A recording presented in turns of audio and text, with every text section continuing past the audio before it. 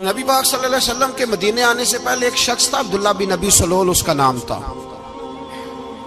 تو مدینے والے لوگ اس کو اپنا پیشوا مانتے تھے، اوس بھی خزرج بھی، اس کی تاج پوشی بھی کی، بڑی اس کی منتا تھی۔ جب حضور آ گئے تو اس کا کاروبار بند ہو گیا۔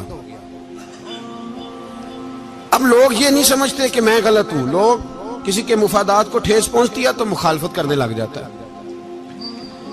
اب اس کے حالات جب خراب ہوئے تو اس نے پتہ کیا کیا، جھوٹ موٹ کا کلمہ پڑھ لیا۔ سمجھ آ رہی ہے باتوں؟ جھوٹ موٹ کا، اور منافقوں کا ایک ٹولہ اس نے تیار کر لیا جس کا قرآن مجید نے سورہ منافقون میں ذکر کیا۔ ایک جنگ کا موقع تھا، نبی پاک صلی اللہ علیہ وسلم تشریف لے گئے تو عبداللہ بن ابی سلول بھی چلا گیا۔ حضرت عمر فاروق رضی اللہ تعالیٰ عنہ کے ایک غلام تھے، وہ پانی لینے کنویں پہ گئے۔ ادھر سے انصار میں سے، چونکہ حضرت عمر کے غلام مہاجر تھے، انصار میں سے ایک شخص پانی لینے پہلے سے آیا ہوا تھا۔ پانی بھرنے میں کوئی اختلاف ہو گیا، جھگڑا ہو گیا، مار کٹائی تک نوبت آ گئی۔ حضرت عمر کے غلام نے کچھ چیز مار دی، اس شخص کو زخمی ہو گیا۔ اس نے پکارا، عبداللہ بن ابی سلول نے سمجھا کہ موقع اچھا ہے، دوڑا ہوا آیا اور آ کر اس نے کہا، انصار مدینہ بھاگ کے آؤ، جلدی آؤ، اور بڑے غلط جملے استعمال کیے۔ کہنے لگا، اگر ان لوگوں کو تم اپنا بچا کچا کھانے کو نہ دیتے مہاجروں کو تو آج یہ تمہارے سر پہ نہ بیٹھتے۔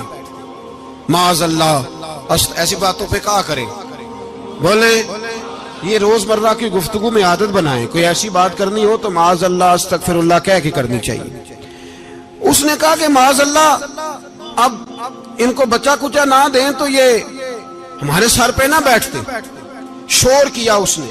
ہمارے ہاں بھی سیانے بندے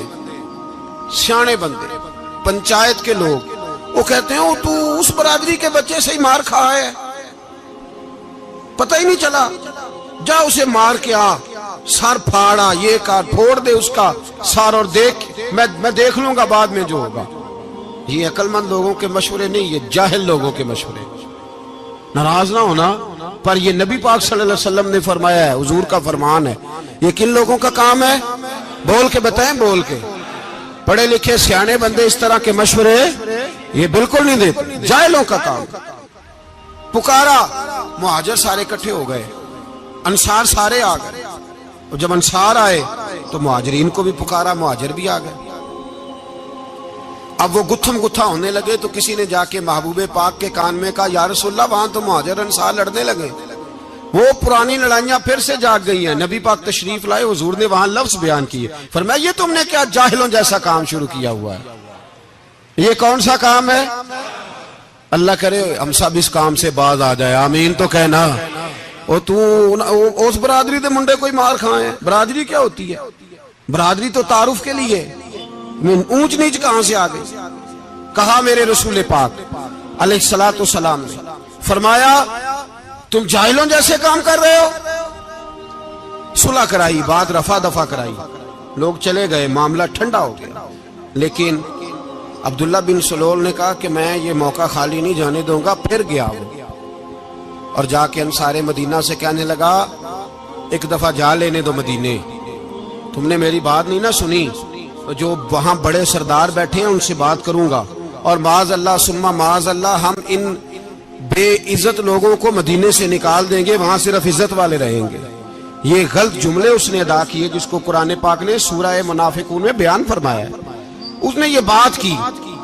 ایک صحابی تھے حضرت زید رضی اللہ تعالیٰ عنہ، وہ سن رہے تھے، آ کے عرض کی، یا رسول اللہ صلی اللہ علیہ وسلم، عبداللہ بن ابی سلول تو اس طرح کہہ رہا ہے کہ مدینے جا کے عزت والے دوسروں کو نکال دیں گے، اور تم اگر اپنا بچہ انہیں نہ دیتے تو معاذ اللہ آج یہ ایسا نہ کرتے۔ حضرت عمر نے بھی سن لیا، حضرت عمر نے بات سن لی، تلوار نکالی اور دوڑے۔ حضور نے بازو پکڑا، فرمایا کدھر جا رہے ہو؟ کہا یا رسول اللہ، اگر آج سزا نہ دی تو کل اور بات بھی کرے گا، اور اگر آج ایک قتل ہو گیا تو باقی سیانے بن جائیں گے۔ یا رسول اللہ مجھے چھوڑے، میں ماروں گا۔ حضور نے فرمایا عمر چپ کر، وہ جھوٹ موٹ کا کلمہ پڑھتا ہے، لوگ کہیں گے کہ محمد ابن عبداللہ نے اپنے ساتھی مارنے شروع کر دیے۔ چپ کر، حوصلہ کر، صبر کر، دلیری کر۔ حضرت عمر کہتے ہیں میری حضور کے کہنے پر میں ٹھہر تو گیا، پر وہ میرے اندر جو آگ لگی ہوئی تھی ٹھنڈی نہیں ہو رہی۔ کہتے ہیں میں چپ تو کر گیا۔ نبی پاک علیہ السلام نے پوچھا عبداللہ بن نبی سلول سے تو نے یہ کہا ہے؟ کہنے لگا حاشا وکلا، میں نے بات ہی نہیں کی نا۔ اب لوگ کہنے لگے کہ زید تو نوجوان ہے تو یہ بوڑھا آدمی ہے، چلو صحیح کہتا ہوگا۔ حضور بھی خاموش ہو گئے۔ اللہ پاک نے قرآن مجید نازل فرما دیا، فرمایا اللہ نے سن لی ان کی بات جنہوں نے یہ کہا ہے، اور پھر لفظ بڑے حسین ہے، فرمایا یہ کہتے ہم عزت والے ہیں؟ نہیں، وللہ العزت ولرسولہ وللمؤمنین، فرمایا عزت تو اللہ کے پاس ہے، اللہ کے رسول کے پاس ہے، اور عزت تو مومنوں کے پاس ہے، مومنین کے پاس عزت ہے۔ یہ قرآن پاک نے سارا مضمون بیان کر دیا کہ عبداللہ بن نبی سلول غلط کہتا ہے اور حضرت زید صحیح کہتے ہیں۔ حضور نے کچھ نہیں فرمایا، جا رہا ہے قافلہ۔ جب مدینے کی سرحد آ گئی نا، حدود مدینہ منورہ کی شروع ہوئی، تو عبداللہ کا اپنا بیٹا، اس کا نام بھی عبداللہ بن عبداللہ تھا، اپنا بیٹا اس کا بڑا مخلص جانثار غلام تھا میرے رسول پاک صلی اللہ علیہ وسلم کا۔ وہ تلوار لے کے مدینے کی حد پہ کھڑا ہو گیا اور کہنے لگا میرے باپ تو نے اتنی بے ایمانی کے لفظ کہے کہ میں ان کو نکال دوں گا؟ کہے اپنی زبان سے کہ میں ذلت والا ہوں، رسول پاک کو اللہ نے بڑی عزت عطا فرمائی، کہے ورنہ میں تیری گردن کاٹ دوں گا۔ بول، کہے حضور بھی عزت والے اور نبی پاک کے غلام بھی عزت، کہے اپنی زبان سے، کہے میرے رب کا یہ فرمان ہے وَرَفَعْنَا لَكَ ذِكْرَكَ، ابھی میں خود تیرے لیے تیری شانوں کو بلند فرما دوں گا۔ تو کہا کہے، تو دشمن ہو کے کہنے لگا میرے بیٹے مجھے معاف کر دے، مصطفیٰ تو بڑی عزتوں والے ہیں، ان کے غلام شانوں والے۔ جب بیٹا تلوار لے کے سامنے کھڑا ہوا، شہرت ہوئی، اب نبی پاک نے حضرت عمر کی طرف دیکھا، کہا عمر تیری بات صحیح تھی، اب جو ہوا یہ زیادہ صحیح تھا۔ وہ میں نے تجھے کہا حوصلہ کر، تدبر کر، وقت کا انتظار کر، یہ صحیح ہوا کہ وہ صحیح تھا۔ تو حضرت عمر فاروق کہنے لگے یا رسول اللہ میں گواہی دیتا ہوں آپ واقعی اللہ کے سچے رسول ہیں صلی اللہ علیہ۔ اتنی اچھی رائے، وقت فیصلہ کرتا ہے، تدبر سے چلے، دانائی سے چلے، علم پیدا کریں، بردباری۔ ہمیں کئی دفعہ سجدہ صاف کرنا پڑتا ہے، ہم جو کہتے ہیں بات اس کے الٹ نکل آتی ہے۔ ہم کسی شخص کے بارے میں کوئی تبصرہ کر بیٹھتے ہیں، کچھ عرصے کے بعد ہمیں پتہ چلتا ہے کہ وہ تو ایسا تھا ہی نہیں، ہم نے غلط بات کر دی۔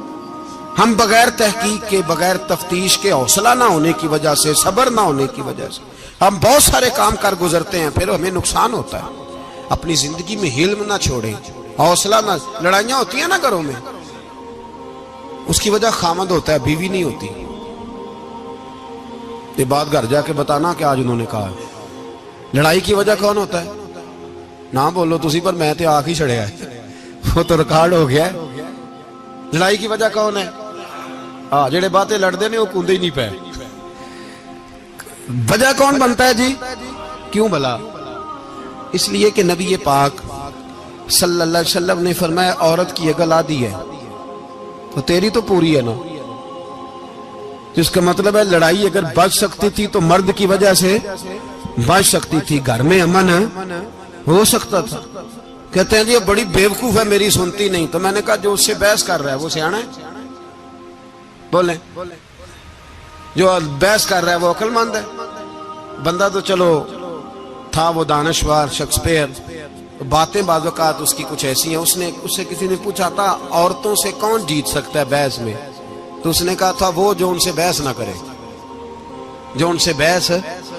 تو بھائی تو وجہ اس لیے کہ حوصلہ تو نہیں کرنا تھا۔ نبی پاک علیہ السلام نے فرمایا بی بی ٹیڑھی لکڑی ہے، سیدھی کرنے کی کوشش کرو گے تو ٹوٹ جائے گی، سیدھی تو پھر کتنا بیوقوف ہے جو پتھر سے سر رگڑ رہا ہے، کتنا نادان ہے جو یہ حرکت کر رہا ہے، دریا میں چھلانگ لگا کے کہتا ہے ڈوبوں گا نہیں۔ تو بھائی حوصلہ پیدا کرے، علم پیدا کرے، بہت ساری ایسی باتیں کرے کہ جس میں اشتعال آئے گا، فٹافٹ 3 لفظ طلاق کے دے دیے، اب بھاگا گیا مفتی صاحب کے پاس، او ہو 4 بچوں کا کیا بنے گا؟ اور یہ بات پکی ہے کہ بچوں کو صرف ان کی ماں ہی پال سکتی ہے، ان کی ماں۔ اور بات مجھے نہیں بھولتی ایک شخص نے بیوی کو طلاق دے کے دوسری شادی کی. اس کا بیٹا تھا 10 سال کا. تو اس نے اپنے بیٹے سے کہا کہ بیٹے بتا پرانی اماں صحیح تھی یا یہ صحیح ہے؟ اس نے کہا نہیں ابا وہ تو جھوٹ بڑے بولتی تھی، یہ صحیح ہے. وہ جھوٹی تھی، وہ جھوٹ بڑے بولتی تھی میری سگی اماں، یہ سچ بولتی ہے. اس نے کہا وہ کیسے؟ کہنے لگا اس لیے کہ میں کوئی شرارت کرتا تھا تو میری سگی اماں مجھے تھپڑ مارتی تھی اور کہتی تھی تجھے روٹی نہیں دے رہی، جا دوڑ جا گھر سے. تو میں دوڑ جاتا تھا تو جھوٹ بولتی تھی نہیں دینی، پھر آدھے گھنٹے کے بعد مجھے ڈھونڈنے لگ جاتی تھی، ڈھونڈ کے لاتی تھی، پھر میری منت کرتی تھی، پھر مجھے کہتی تھی نہ مجھے ستایا کر، پھر میرا ماتھا چومتی تھی، پھر میری مرضی کا کھانا بنا کے دیتی تھی، پھر میرے منہ میں لقمے ڈالتی تھی. جھوٹی تھی، پہلے کہتی ہے نہیں دینی پھر پیچھے بھاگتی ہے. یہ سچی ہے. میں شرارت کرتا ہوں تو تھپڑ مار کے نکالتی ہے، پھر میں منتیں کرتا ہوں پر روٹی نہیں دیتی، پیر پکڑتا ہوں نہیں دیتی. سچ بولتی ہے، اپنی بات پہ ڈٹ جاتی. او بھائی بچے اس کی ماں ہی پال سکتی ہے. تو نے 3 جملے کہتے سوچا ہی نہیں، تیرا کا گیا تو یہ تو نئی بیوی ملے گی، اور اس کا بھی کیا گیا، اس کو بھی شاید شوہر مل جائے. ان پھولوں کی پرورش صرف ان کا مالی کر سکتا ہے، دوسرا کر سکتا؟ تو نے حوصلہ ہی نہیں کیا. ٹھیک ہے غلطی بی بی کی تھی پر تو مرد تھا نا، تیرے پاس تو دلیری تھی. فٹافٹی 3 طلاق کے جملے کہہ دیے. اور میرے رسول پاک علیہ السلام نے فرمایا جائز کام بڑے ہیں پر طلاق جائز تو ہے پر میرے رب کو پسند نہیں، اللہ کو پسند. تو نے مالی بگا دیا جس نے تیرے گھر کا باغ سینچنا تھا. تو بھائی یہ حوصلہ نہیں.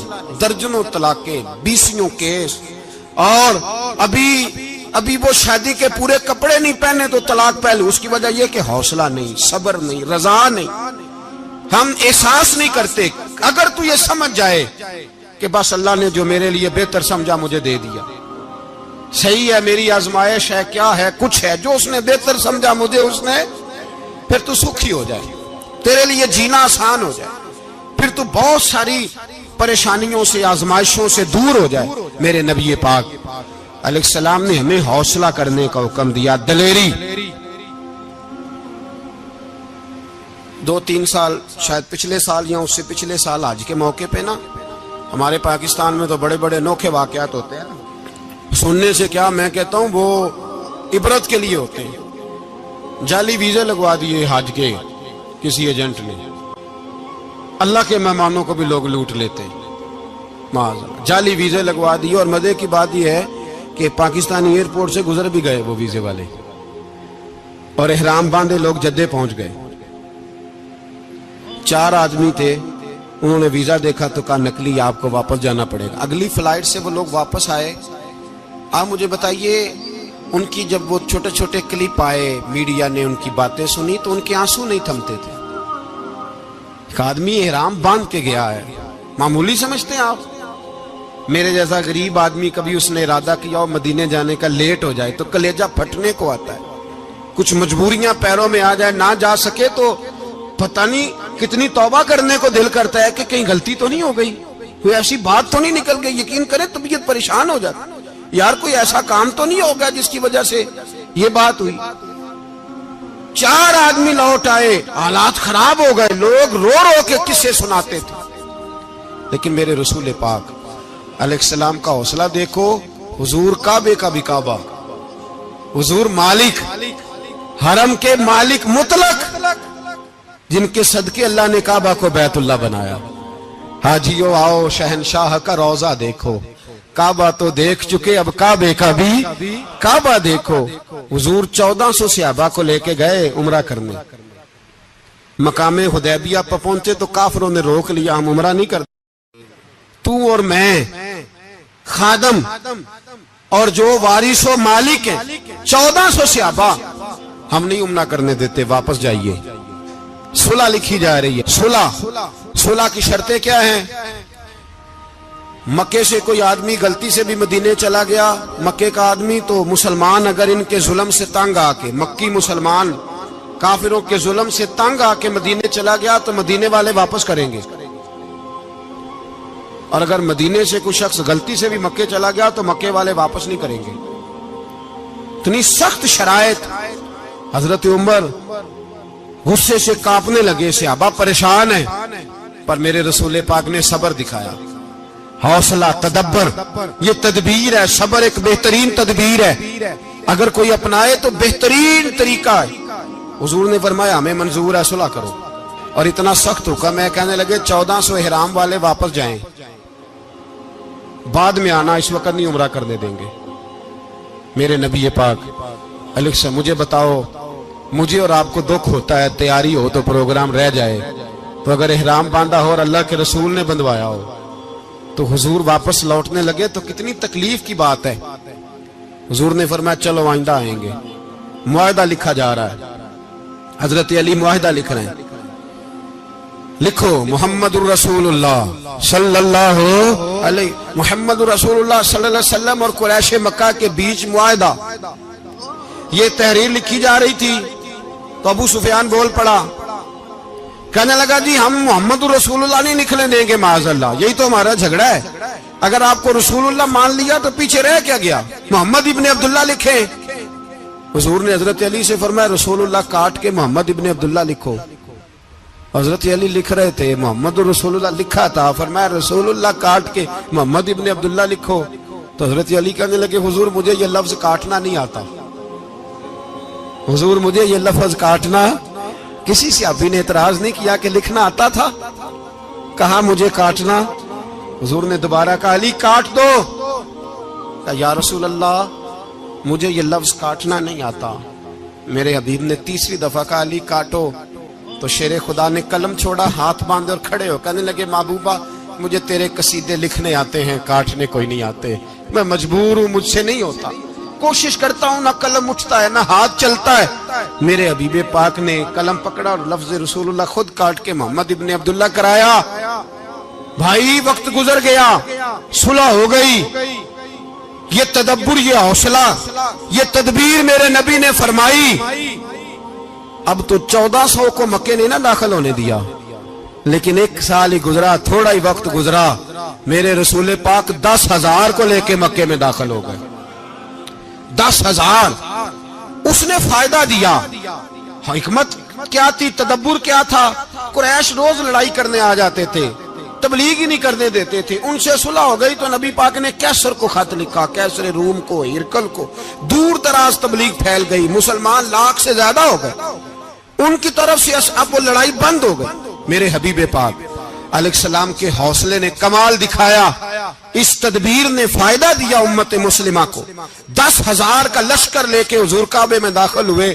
کل جو ابو سفیان کہتے تھے نا محمد رسول اللہ لکھنے نہیں دوں گا, آج وہ خود کہہ رہے تھے اشہد ان لا الہ الا اللہ واشہد ان محمد رسول اللہ صلی اللہ علیہ.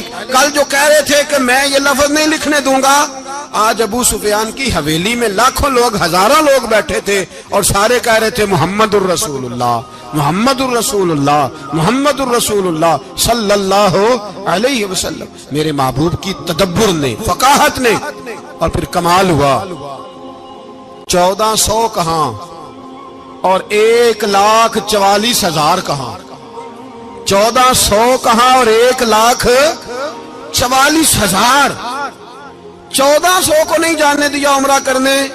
میرے رسول پاک 1,44,000 کو لے کے حج کرنے چلے گئے. حضور نے حج کیا, ہر طرف لبیک لبیک کی صدائیں بلند ہوئی. یہ میرے نبی پاک کا تدبر ہے, حوصلہ ہے.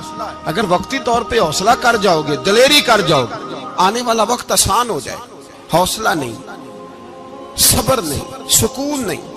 2-4 باتیں, یہاں تک کہ لوگ ابا جی کی بات برداشت نہیں کرتے, ایسے جملے کہہ دیتے ہیں جو دوبارہ پلٹ کے نہیں آتے. ماں کو لفظ نہیں بولتے, باپ کی روح تک چھلنی کر دیتے ہیں وہ جملے. لیکن لوگ اس وقت حوصلہ کرنے, اور ہم پنجابی لوگوں نے تو گنجائش ہی بڑی دے دی ہے.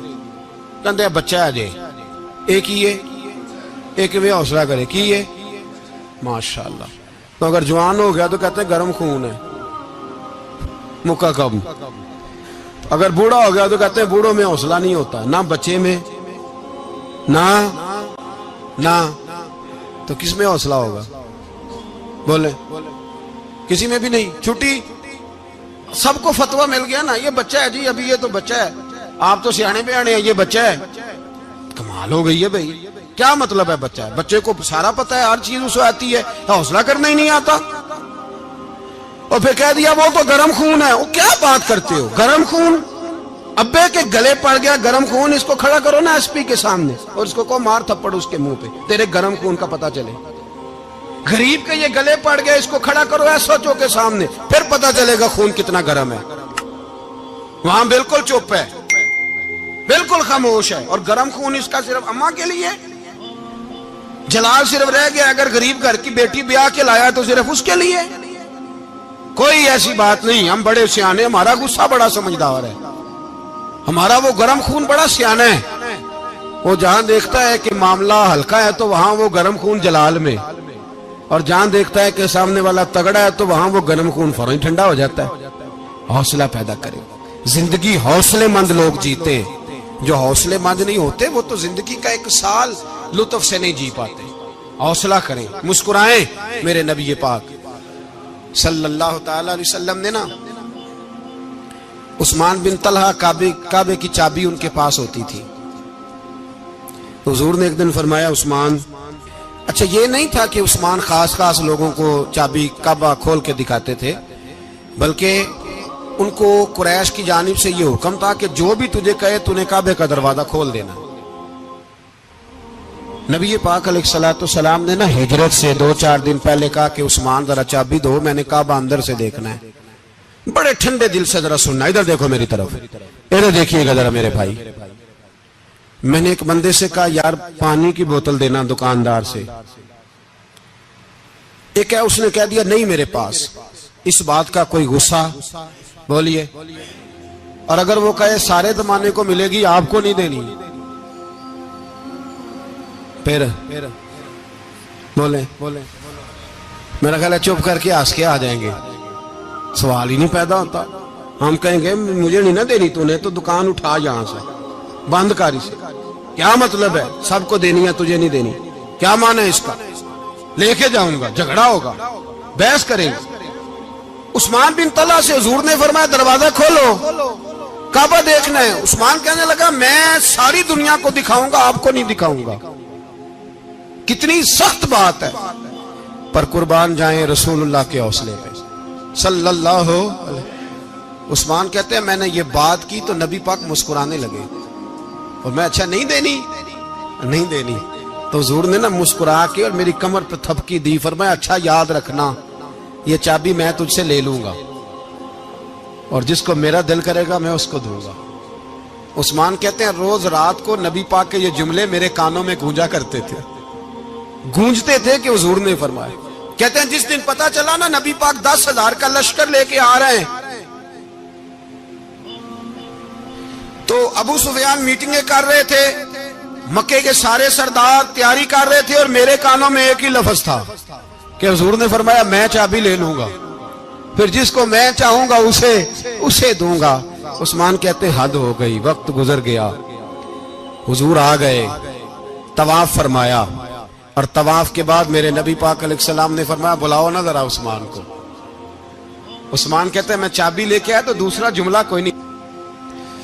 ساڑھے نا کوئی بندہ مشورہ دے وے دی نہ منیے, تے جے کام مونجو ہو جے نا, جن جو نے مشورہ دیتا سی تے وہ نال ہی غوث پاک بن جاندا ہے. تینوں آکھیا سی نا فوراً ہی داتا علی اجویری ہو جاندا ہے. وہ کہندا تینوں پتہ نہیں میں کڈا ولی اللہ, تینوں میں آکھیا سی نا انج نہ کر, اور بندہ پریشان ہوتا ہے کام الٹ ہو گیا, اور لاگوں آکھی جاندا ویکھو جی میں تے تانوں پہلوں ہی آکھیا سی. جی عجیب بات ہے, شیخ چلی کی طرح پیچھے پڑ جائے گا, میں نے تو پہلے ہی کہا تھا. او بس کر یار, اب تو خواجہ معین الدین اجمیری ہو گیا, بس کر. مشورہ ہی ہوتا ہے, کسی کا مل جاتا ہے اور کسی کا نہیں لیا جاتا. فوری طور پہ بندہ اٹھ کے نہ تو ولایت کی 4تھی سیڑھی پہ چڑھ جائے گا, کہے گا میں تو ابدال وقت ہوں, میں کتب دورہ ہوں, میں نے تجھے کہا نہیں تھا. بس کر یار, کئی دفعہ مشورے صحیح ہوتے ہیں, کئی دفعہ صحیح. بولیے نبی پاک صلی اللہ علیہ وسلم کی احد کے دن خواہش یہ تھی کہ اندر رہ کے لڑنا ہے. جوان صحابہ نے کہا باہر جا کے لڑائی کرنی ہے, حضور نے باہر جا کے جنگ کی. بظاہر مسلمانوں کو شکست ہوئی, حضور نے ایک دفعہ نہیں کہا کہ میں نے تمہیں کہا نہیں تھا اندر رہنا ہے, بس ہو گیا جو ہو گیا. اب اس میں فٹافٹ اگلے کو حوصلہ دو، کوئی عرض نہیں یار، نبی پاک سب بولیے صلی اللہ علیہ وسلم، میرے حبیب پاک علیہ الصلوۃ والسلام نے نا کہا عثمان کو بلاؤ. عثمان آئے تو عثمان کہتے ہیں میں نے چابی دی تو میں تیار تھا، میں تیار تھا کہ اب میری بات ہوگی اور رسوائی ہوگی.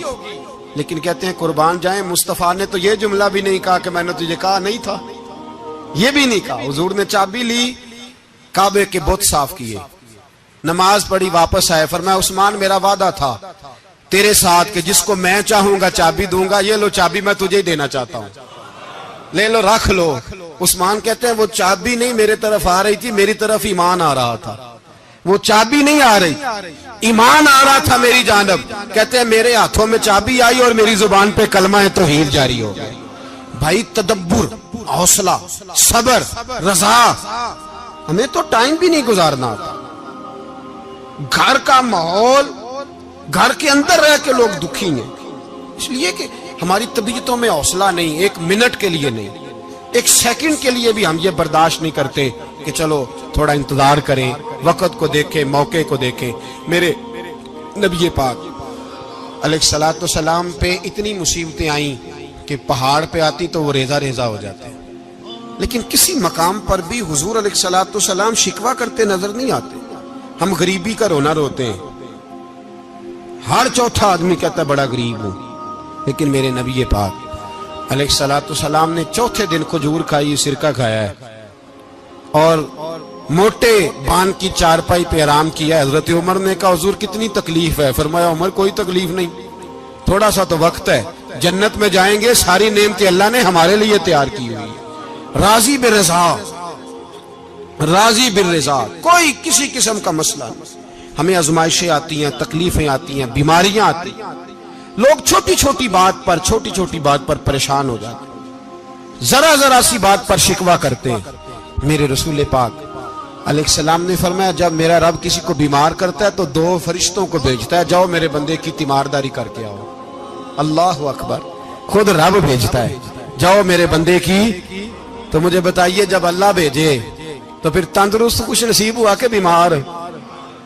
جی تندرست پھر خوش نصیب کون ہوا؟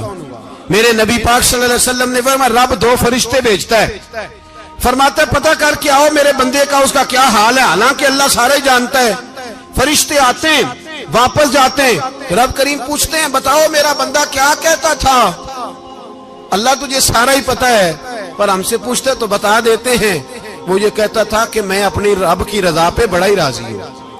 وہ تیری حمد کر رہا تھا، تیری تعریف کر رہا تھا، تیرا شکر کر رہا تھا، تیرے لیے کلمات حمد بیان کر رہا تھا. تو میرے نبی پاک علیہ السلام فرماتے ہیں، اللہ فرشتوں سے فرماتا ہے سنو پھر اگر میں اپنے بندے کو اس بیماری میں شفا دوں گا تو اس تندرستی سے زیادہ اچھی تندرستی دوں گا جو پہلے اسے عطا کی ہوئی تھی، پہلے سے اچھی صحت دوں گا. اور اگر اسے اس بیماری میں موت دوں گا تو پھر مرتے ہی اس کے لیے میں جنت کا فیصلہ فرما دوں گا. بھائی جب تو راضی بالرضا رہتا ہے، راضی بالرضا، بڑی سادی سی بات ہے بھائی.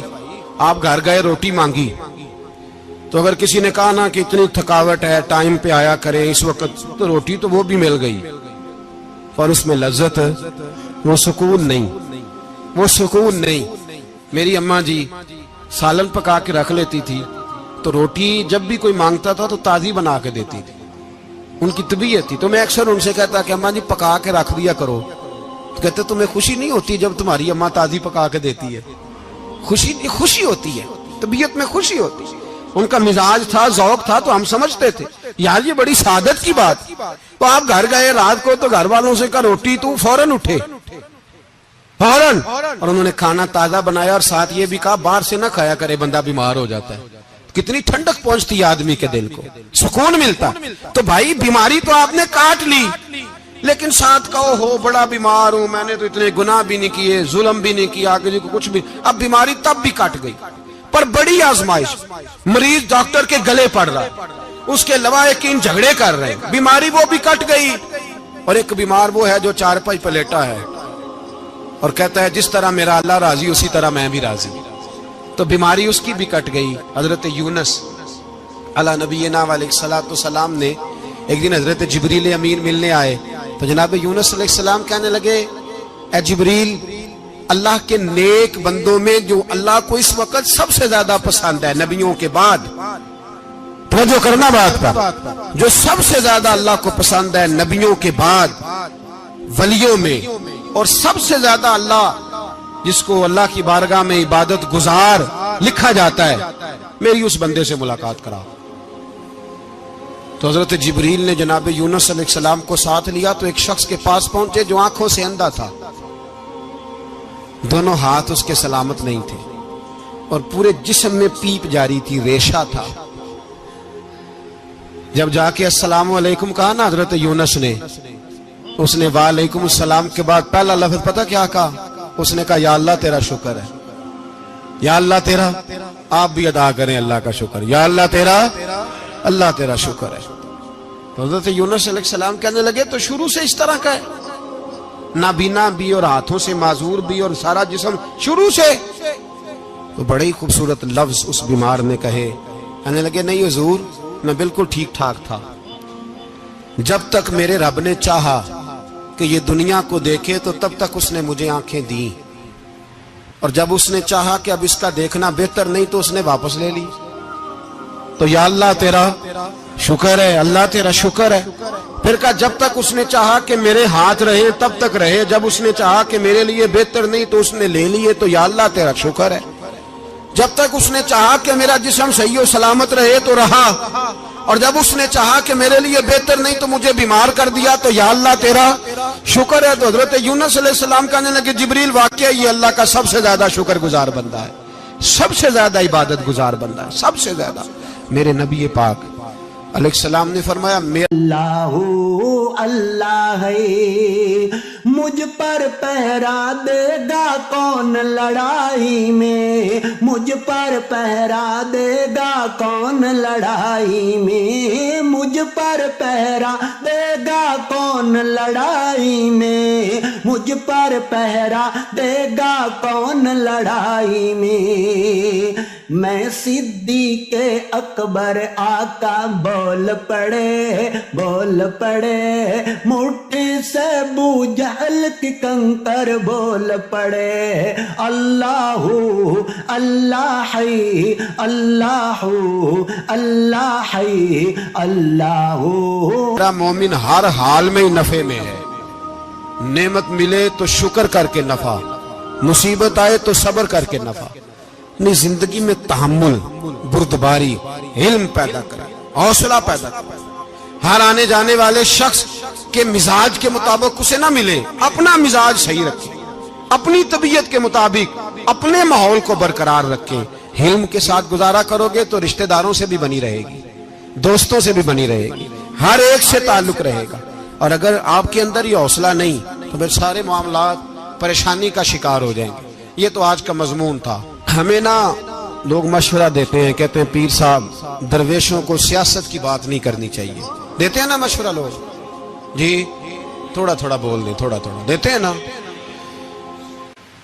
اگرچہ ہم ان کی بات نہیں مانتے، اس لیے کہ اقبال نے کہا تھا جدا ہو دین سیاست سے تو رہ جاتی ہے چنگیزی، جدا ہو دین سیاست سے تو۔ اور پہلا فکرہ یہ ہے کہ جلال بادشاہی ہو یا جمہوری تماشا ہو، جدا ہو دین سیاست سے تو رہ جاتی ہے۔ اس نے کہا جب سیاست اور دین علیحدہ علیحدہ ہوتے ہیں تو چنگیز خان اور ہلاکو خان پیدا ہوتے ہیں۔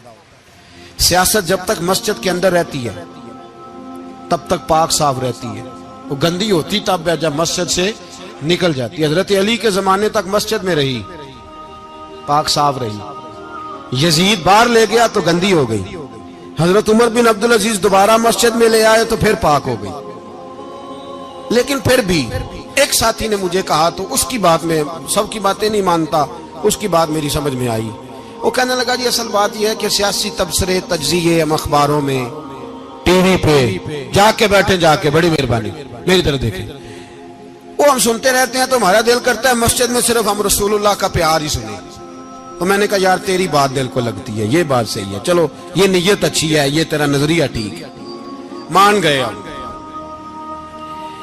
میں چلا گیا دکاندار کے پاس اور میں نے اس کو جا کے کہا کہ گاڑی کا انجن کھولو، اس طرح کرو اس طرح. اس نے کہا مولانا آپ جا کے نا گھر تو فقہ کی کتاب کھولیں, اس لیے کہ گاڑی کے انجن کے بارے میں آپ کو معلومات, یا اگر آپ نے یہ کام کرنا ہے تو اس کو پڑھیں. کسی استاد کے پاس ورک شاپ پہ آئیں, آپ کے ہاتھوں کو, منہ کو, چہرے کو مٹی لگے, دھواں لگے, گریس لگے, پھر آپ کو پتہ چلے گا انجن کیسے کھلتا ہے. صحیح کہہ رہا ہوں نہیں صحیح کہہ رہا؟ دھواں گلنا تو یہاں کر چڑی جائے. صحیح کہہ رہا ہوں جی. اگر مولوی کو اجازت نہیں سیاست کی بات کرنے کی, اور مولوی کو اجازت نہیں کہ انجن کی بات کرے, تو سیاستدان کو اجازت ہے دین کی بات کرنے کی. یہاں تو وہ آئے نا مدرسے میں پڑھے, پورا دین حاصل کرے, پھر وہ بولے تو پھر تو ٹھیک ہو گیا. لیکن جب اسے سورۃ اخلاص بھی سیدھی نہیں آتی تو فتوے دینے کی اس کو ضرورت ہے کوئی؟ بولے نا یار کیوں چھیڑتے ہیں سیاست؟ ہم نہ پچھلے جمعے جلوس نکالنا چاہ رہے تھے ختم نبوت کی ترمیم کے حوالے سے.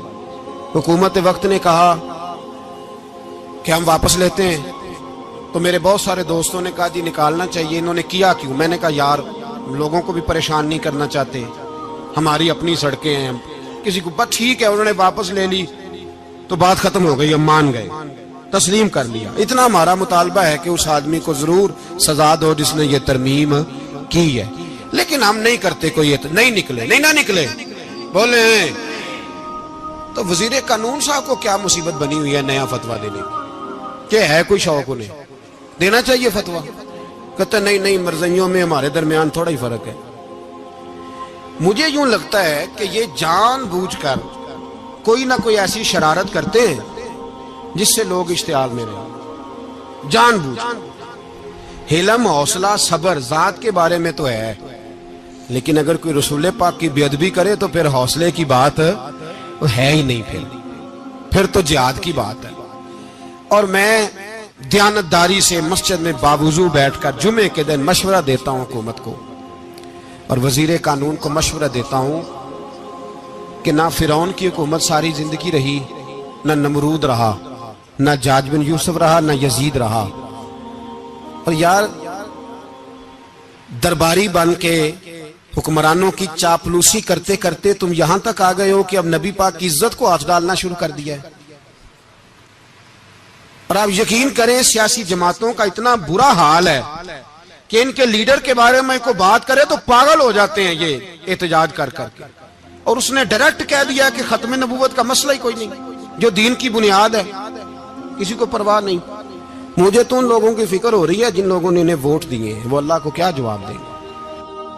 اور یہ اللہ ماشاءاللہ ساری سیاسی جماعتیں اس طرح کی.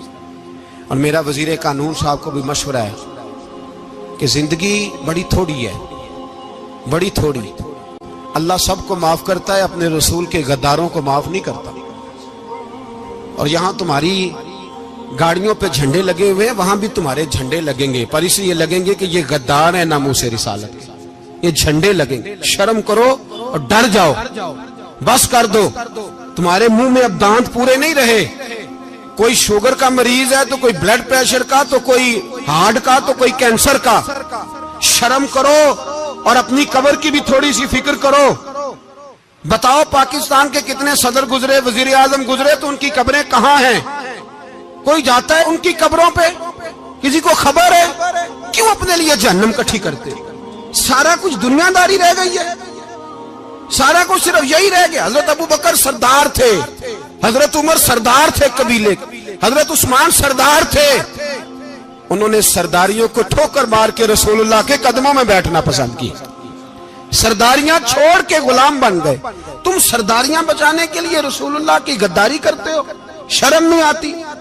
اور قوم شکوہ ہے مجھے ان لوگوں سے جو مولوی تو کہہ دیتے ہیں تو سیاست نہ کر, اور کسی سیاستدان کو منع نہیں کرتے کہ جب تجھے سورت فاتحہ بھی نہیں آتی تو تجھے کس نے اجازت دیا اتنی بڑی بات. اور میں نے پچھلے سے پچھلے جمعے بھی کہا تھا, پھر کہتا ہوں اور آن دی ریکارڈ کہتا ہوں, مرزائی کل بھی کافر تھے, آج بھی کافر, اور قیامت تک. اور جو ان کے کفر میں شک کرے وہ بھی, اور پکا بے ایمان ہے, کافر ہے. وہ وزیر قانون ہو یا صوبائی ہو یا وفاقی ہو, من شک فی کفر ہی فقط کفر. جو مرزائی کے کفر میں شک کرے وہ بھی काफिर है। हमारे रसूल आखिरी रसूल है। हम किसी को ये इजाजत नहीं देंगे कि वो खत्म नबूवत में रखड़ा डालने की कोशिश करे। हम किसी को ये इजाजत है। और तुमने कौम को लूटा, लूटते रहो, अब ईमान पे डाके तो ना डालो। तुम्हें दौलत लूट के पेट नहीं भरा, अब ईमान लूटना शुरू कर लिया है।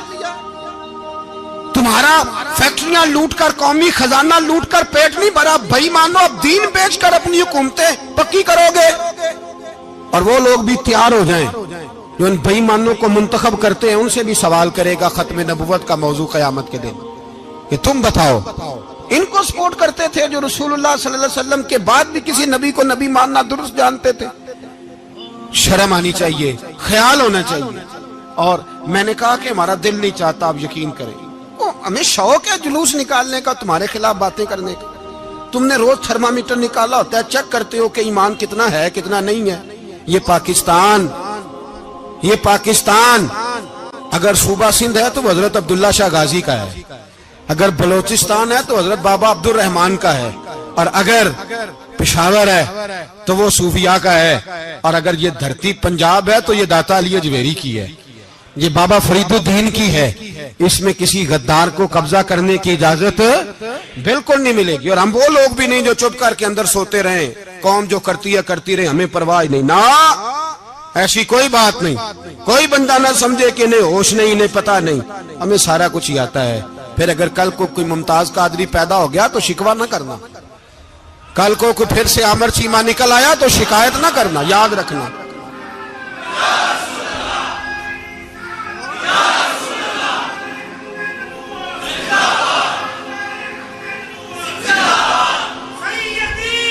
तो मेरे भाई खोल के बोले या नबी रसूल के वो सल्लल्लाहु। तो ये मशवरा,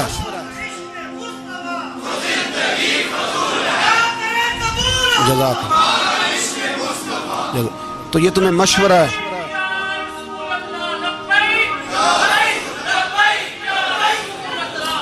मेरी बात सुनिए, याद रखे, ये लोग बाद में पछताते हैं, फिर मुनाजरे कराते फिरते हैं, उसने सही किया कि गलत किया, फिर इन्हें होश आती है बाद में, फिर इनके हवारी निकल निकल के मैदानों में दलीलें देते हैं। इसलिए हमारा मशवरा है इन्हें कि ये अपनी हद में रहें, और जो काम तुम्हारे जिम्मे, मैंने कहा ना तुमने बड़ा लूटा, ये कौम रोज तुम्हें मौका देती है लूटने का, ये मौका देती है, तो तुमने दौलत लूट के पेट नहीं भरे, अब ईमान लूटने के चक्कर में आ गए हो। याद रखो, मुसलमान गुनाहगार हैं, गद्दार नहीं है। तुम्हें दौलत लूटने का तो शायद मौका मिल गया है, पर ईमान लूटने का मौका नहीं मिलेगा। तो इसलिए इसको लगाम दो। और वैसे भी कुत्ता जो पालतू होता है ना, उसको घर के अंदर संगली से बांध के रखना चाहिए। ये तुम्हारे बूट बूट चाटते हैं, भौंकते हैं, तुम्हारे हक में वजारतें लेते हैं। हमने तो कोई वजारत नहीं ली तुमसे, और ना हमें शौक है इसलिए कि मिंबरी क्या करनी है जिसको मिंबरे रसूल अता कर दिया जाए। उसने क्या करनी है ये मिंबरियां, इसको पक्का पक्का मिंबरे रसूल दे दिया जाए। तो इसलिए इससे बाहर आओ। मैंने कहा बड़े बड़े नमरूद, फिरौन, कारून दफन है, तुम्हारा भी नाम तक नहीं होगा, बिल्कुल नाम नहीं होगा। इसलिए हमारा मशवरा, और आप लोग भी आए ना ये अगले साल, तो इनको खड़ा करके पूछ लेना, इस्लामी जमहूरिया पाकिस्तान का तुमने MPM में बनना है, पहला कलमा ही सही सुना दो। चलो खुदा का वास्ता यही बता दो कि तुम्हें नमाज भी ढब से आती है कि नहीं। और आपकी मौज है, आप बिठा लेते हैं सर पे, क्या करें, समझाने वाले मुफ्त गुनाहगार हो गए और बहकाने वाले सब तुम्हारे यार हो गए। इसलिए ये छेड़ते हैं जानबूझ के। और फिर जब कोई मुमताज कादरी अलैहि रहमा पैदा होते हैं, फिर इन्हें दुश्वारी होती है, फिर इनका जीना मुश्किल हो जाता है। ये मौका देते हैं, पता नहीं किसके एजेंडे पे अमल कर रहे हैं। मेरा सवाल ये है, मैंने पिछले जुमे फिर मेरा सवाल है कि मैं पूछता हूँ, इस आदमी को जरूरत क्या है खत्म नबुव्वत पर बात करने? जब उम्मत मुस्लिमा के मुतफिका फैसला है कि मरज़ई काफिर, असेंबली ने बिल पास कर दिया कि मरज़ई, उनको अक़लियत करार दे दिया। और जब से वो अक़लियत बने, ना हमने उनकी इबादत गाह जलाई, ना हमने उनको कब्रों से निकाला, ना हमने, बस ठीक है जैसे ईसाई रहते हैं, यहूदी से किस मुल्क में रहते हैं वो भी रहे, अक़लियत बन करे, कोई पर तुम उन्हें खींच खूंच के क्यों करीब करते हो? तुम्हारा क्या जराना है उनके साथ, बताओ तो सही। इन लोगों से इनको चाहिए अपने मुंह में लगाम डालें, और अगर नहीं डालेंगे फिर इंशाल्लाह डाली जाएगी। اور بڑی تگڑی ڈلے گی، اور پھر ایسی ڈلے گی. سلمان تاثیر جب مرا تھا نا تو 5-5 لاکھ روپیہ مولویوں کو آفر کی جنازہ پڑھاؤ. 5-5 لاکھ روپیہ چھوٹے چھوٹے مولویوں کو.